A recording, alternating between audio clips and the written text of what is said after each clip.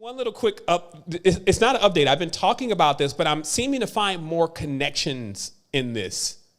And it's just, again, just showing me something, and I'm just listening. I'm a student in this.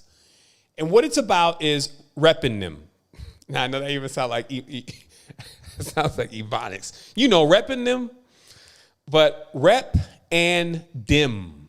Okay, REP and DEM. Now, I mentioned this last week that basically I've been able to quantify completely that the shadow side of what we will say is the divine feminine and the divine masculine, respectively, seeing that we contain both.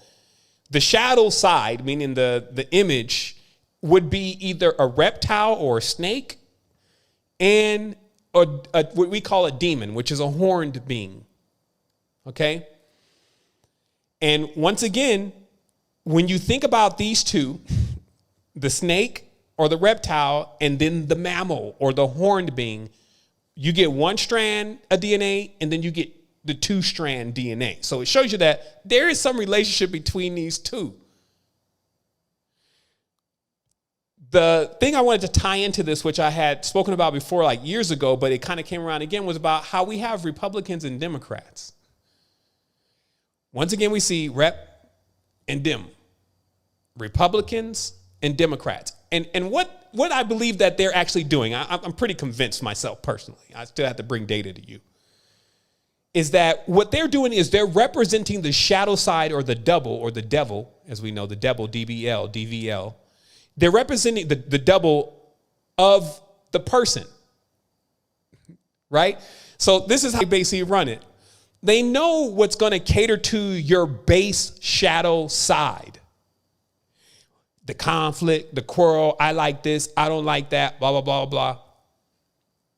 Another side note on this is, one of my teachers, who's not with us anymore, he just said, Sevan, you just didn't see it.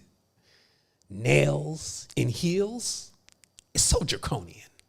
Meaning that, notice how there's nails, like the divine feminine is like, they love the nails and the heels. That's draconian.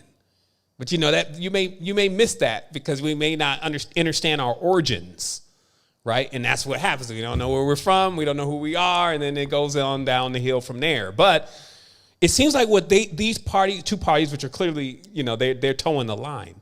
What they do is they get the conflict stirred up between these two forces that are inherently present on the planet. It's clear that there's even a race of people that more correspond to the reptile, while there's another race of people that correspond more to the mammal. And then they mix, which produces a hell of a melting pot of energy. And that energy, which is our heat, our BTU, is what's being harvested on the deepest levels. And that if somehow we can figure out how to use our power that we normally be getting upset with and normally fighting each other with to actually allow healing to take place, then we'd be all good. But what they're supposed to be doing is stoking that flame so you can bring that out externally, repping them. Hold on real quick. We got a little beat for repping them. No, I'm joking. So finally, it's important to, just in knowing that though, because I'm just not here to highlight the bad stuff. In fact, I didn't see any of this bad. All I saw was a reason for me to just go in.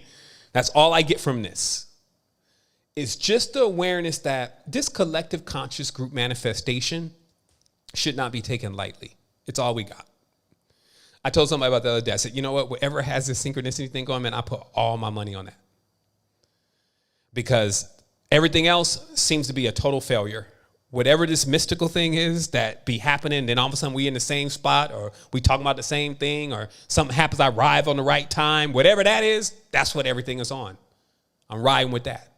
And I may not even be able to see that most of the time. Great, because that means they can't see it either. And with that, we can get through this.